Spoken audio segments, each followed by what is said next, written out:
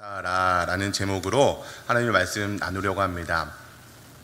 여러분, 그 미국 항공우주국, 우리가 나사라고 하는 곳을 한 번쯤은 들어보셨을 것입니다. 이 나사에서는 미국에서 그 우주 개발을 위한 모든 것들을 계획하고 지원하는 그런 일을 하는 기관이 바로 나사입니다. 그래서 나사에서는요, 항공기 우주선을 만들기도 하고 그 우주선에서 보내오는 그런 정보를 분석하기도 하고 또한 우주인들을 이렇게 양성하는 기관이 바로 이 나사입니다. 이 나사에 천문학적인 그런 금액을 투자해 가면서 그런 장비들이라든지 우주인을 이렇게 양성하기 위해서 많은 그런 금액을 투자하고 있습니다.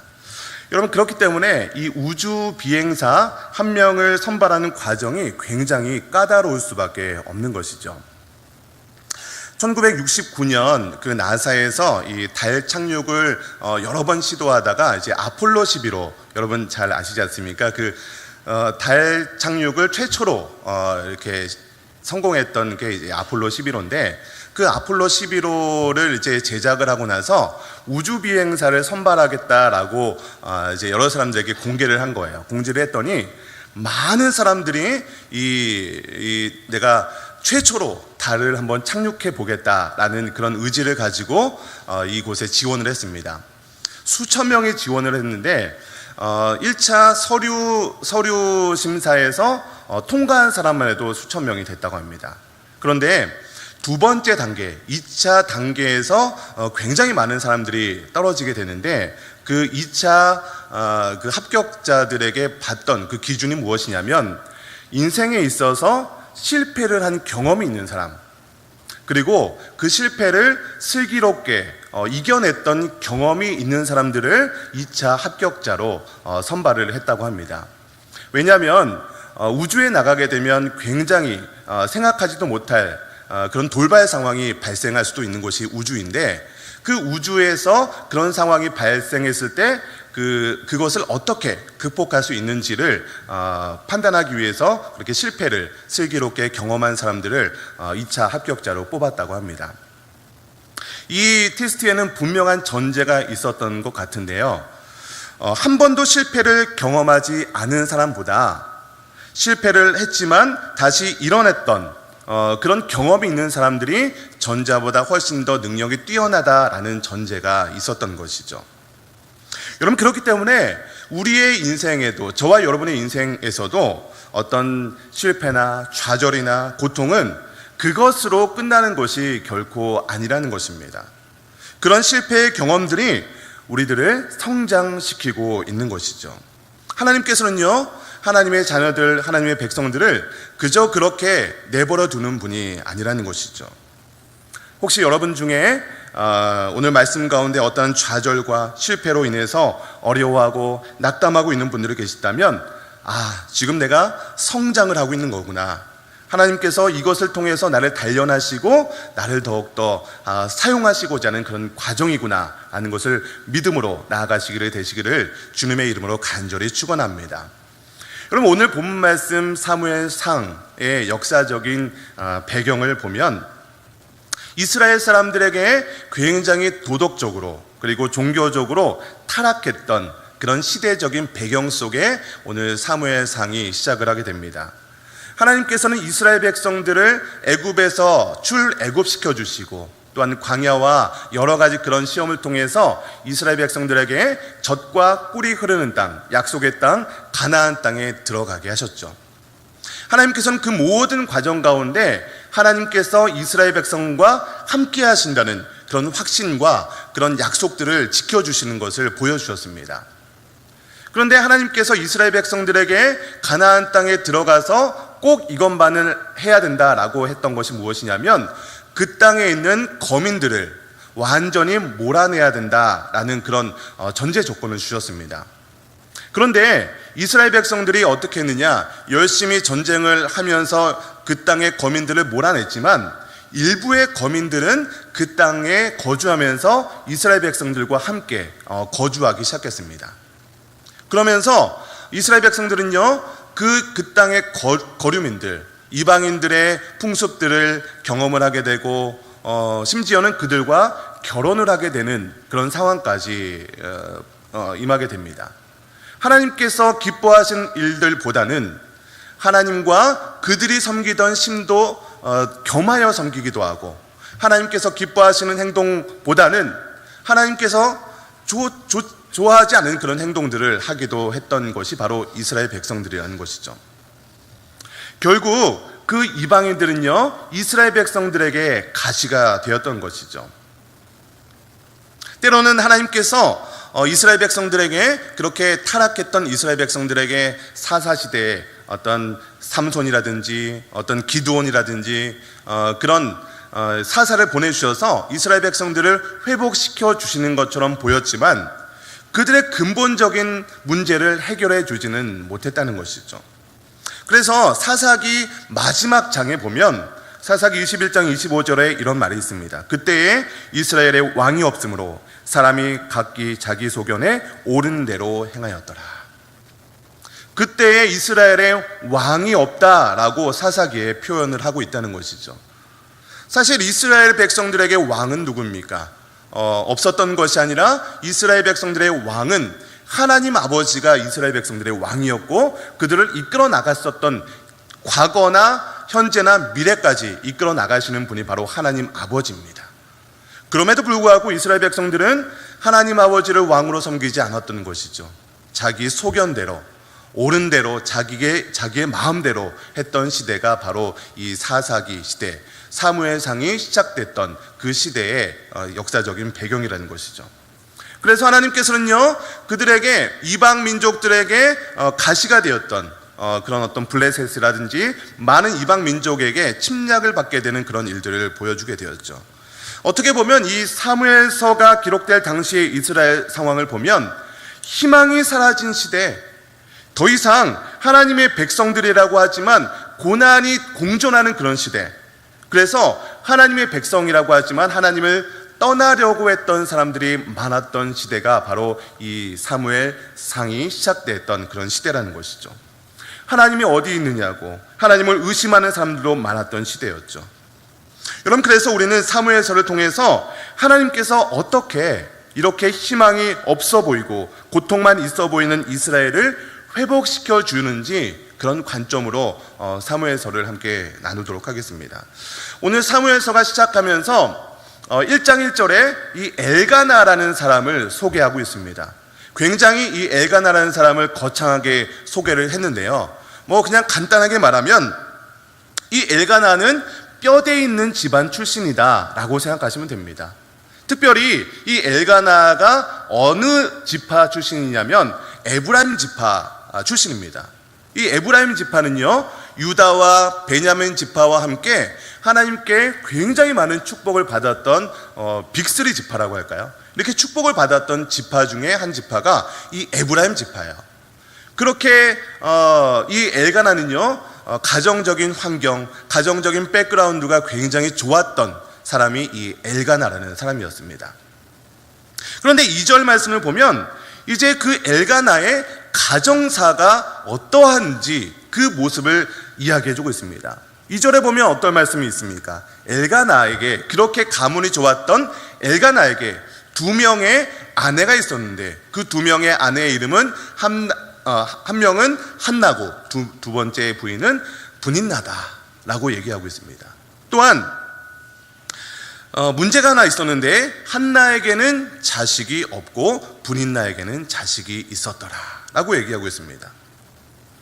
여러분, 엘가나라는 아주 뼈대 있는 집안 출신인 그 엘가나, 이 남편과는 대조적으로 그가 사랑하는 여인 이 한나에게는 자녀가 없다는 것이에요. 즉 미래가 없다는 것을 이야기해주고 있는 것이죠. 여러분, 요즘 시대도 마찬가지지만 우리 한 부부가 결혼을 하고 나서 자녀가 없다는 것은 굉장히 그 부부에게, 또한 그 가정에게 아픔을 가져다주는, 눈물로 통곡해주고 있는 그런 기도 제목 중에 하나일 것입니다. 단순히 그런 자녀가 없다는 것에서 이 한나의 기도 제목이 끝나는 것이 아니라 오늘 그 본문 속에서 그녀를 더 힘들게 했던 그 이유가 있는데요, 한나에게는 자녀가 없었지만 분인나에게는 자녀가 있었다는 것이죠.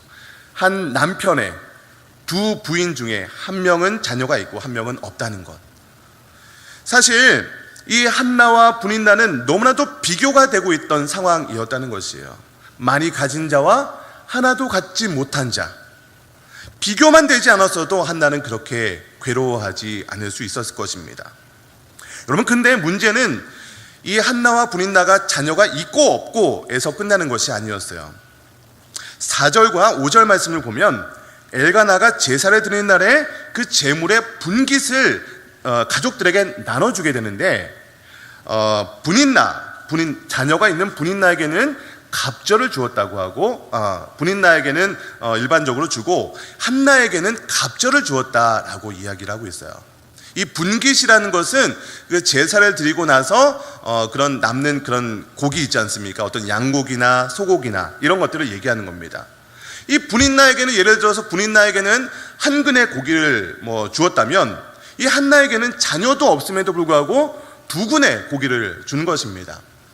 여러분, 제사를 드리고 난 그 고기는요, 당일 혹은 이틀째 되는 날까지 다 먹고 나서 남은 고기는 다 불에 태웠어야 되는 그런 제사의 규칙이 있습니다. 그런데 지금 브닌나는 자식이 있음에도 불구하고 한나보다 반밖에 받지 못하는 것이에요. 이 한나는요, 이 여인 혼자서 이틀 동안 먹지도 못할 그런 고기를 막 주는 거예요. 이런 것들이 제사가 있을 때마다 이런 일들이 반복이 되고 있는 것이죠. 여러분, 이런 상황 가운데 한나와 브닌나, 이런 이 두 부인 사이에서 이 브닌나의 마음 가운데 어떠한 마음이 들겠습니까? 이 질투심이 나지 않겠습니까? 아니, 저 여자는 뭔데 나는 이렇게 애도 쑥쑥 잘 낳아주고 이렇게 하는데, 아니 저 한나는 보니까 애도 못 낳는데 왜 이렇게 고기를 많이 주는 거야? 그러면서 질투심이 생기게 되는 것이죠. 그래서 한나는요, 브닌나에게 적수가 될 수밖에 없었던 것이죠. 그래서 6절 말씀에도 그렇게 나와 있는 것이죠. 그의 적수인 브닌나가 그를 심히 격분하게 하여 괴롭게 하였더라. 7절 말씀 하반절에도 브닌나가 그를 격분시킴으로 그가 울고 먹지 아니하니. 이 브닌나는요, 제사 시즌만 되면 질투심이 생겨서 한나에게 온갖 그런 조롱과 인신 공격을 했었을 것입니다. 그래서 한나는요, 브닌나의 그런 무시와 조롱 속에서 마음이 상할 대로 상한 그런 상황이 바로 이 한나의 상황이라는 것입니다. 그야말로 이 아이를 낳지 못하는 그 문제는 한나에게 최대의 시련이었고 최대의 문제였다는 것이죠. 여러분, 그런데 여기까지 우리가 볼 때 이 문제를 주신 분, 이 문제가 발생한 근본적인 원인에 대해서는 나오지 않습니다. 오늘 본문 말씀을 자세히 들여다보면 그 문제를 주신 원인, 그 문제의 제공자가 누군지 오늘 본문에서 정확하게 기록이 되어 있다는 것이에요. 이 시련의 제공자가 성경에서 누구라고 말하고 있습니까? 우리 5절 중반전에 보면 이렇게 기록되어 있습니다. 그러나 여호와께서 그에게 임신하지 못하게 하시니. 6절에도 마찬가지죠. 여호와께서 그에게 임신하지 못하게 하심으로. 지금 이 한나가 아이를 갖지 못했는데 그것 때문에 그렇게 브닌나에게 여러 가지 상처와 아픔을 경험하게 되었는데 그 문제의 원인, 그 문제를 주신 분이 누구라고 기록을 하고 있습니까? 하나님께서 그에게 임신하지 못하게 하셨다라고 성경에 2번이나 기록을 하고 있다는 것입니다. 여러분, 그렇다면 왜 하나님께서는 이 가련한 여인, 불쌍한 여인 이 한나에게 이러한 시련, 이렇게 아이를 갖지 못하게 되는 그런 아픔을 주셨을까요? 오늘 본문 말씀 제가 읽었던 8절까지 말씀만 보면 그 원인에 대해서 자세히 기록하고 있지는 않습니다. 그러나 이 사무엘상을 계속 2장, 3장, 4장을 읽어가다 보면 하나님께서 왜 이 한나라는 여인에게 이런 아픔을 주셨는지 기록이 되어 있는 것을 보게 됩니다. 여러분, 이 한나가 하나님께 이 문제로 인해서 납작 엎드러지는 기도의 사람이 되었다는 것이에요. 여러분, 한나 하면 떠오르는 것이 무엇입니까? 기도의 어머니 아닙니까? 기도의 어머니, 그렇게 자녀가 없었던 그 기도의 어머니가 하나님께 기도해서 아들을 낳았더라. 여러분, 우리 누구나도 잘 알고 있는 내용 아닙니까? 여러분, 이렇게 이 한나의 기도를 통해서 그렇게 고통받고 여러 가지 인신 공격을 받고 조롱받던 그 한나가 기도했을 때 하나님께서 그 기도하는 그 한나의 기도를 통해서 얻게 되는 그 자녀가 바로 누굽니까? 이 이스라엘의 그 선지자였던 사무엘 선지자가 이 한나의 기도를 통해서 나오게 되는 것 아닙니까? 여러분, 결국 한나가 받았던 그 시련은요, 그녀를 축복하기 위한 하나님의 계획이었다는 것입니다. 여러분, 사실 우리 인간들은요, 우리 사람들은요, 문제가 없으면 하나님을 절박하게 찾지 않는 그런 존재가 바로 우리 사람들인 것 같아요. 문제가 없으면 하나님 앞에 엎드리기를 귀찮아하는 것, 그것이 바로 인간의 습성이라는 것입니다.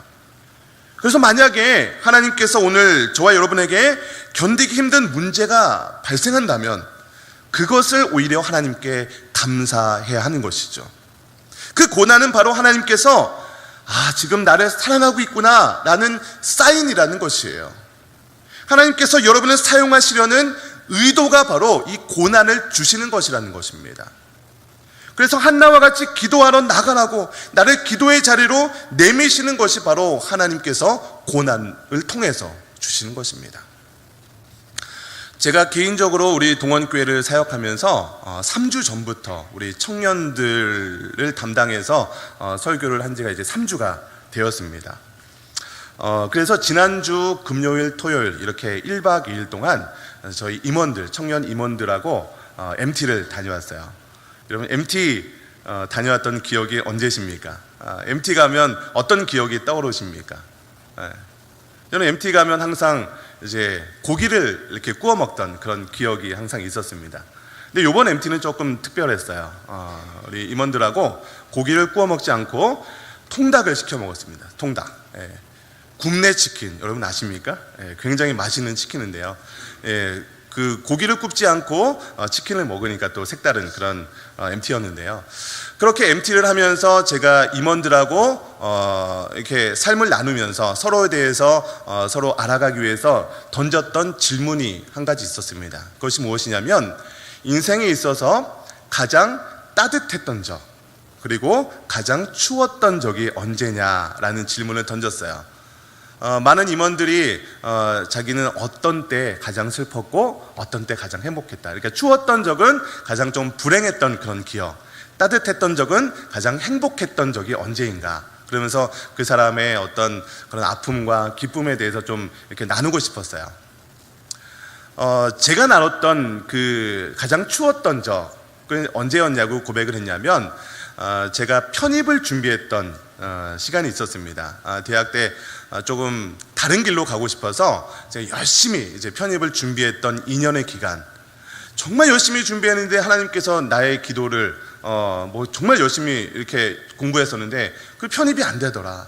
그래서 하나님께 기도하다가 신대원을 준비하게 됐는데, 신대원을 1년 동안 열심히 준비했는데 그것도 실패를 해서 저는 재수를 해서 이렇게 신대원을 들어갔습니다. 참 실력이 모자란 사람인데, 제가 그 4년이라는 시간 동안 수험생으로 지냈던, 굉장히 아마 그때 제 머리가 다 빠졌던 그런 원인을 제공하지 않았을까 싶은데, 그 4년의 기간 동안이 저에게 있어서는 굉장히 추웠던 기억이에요.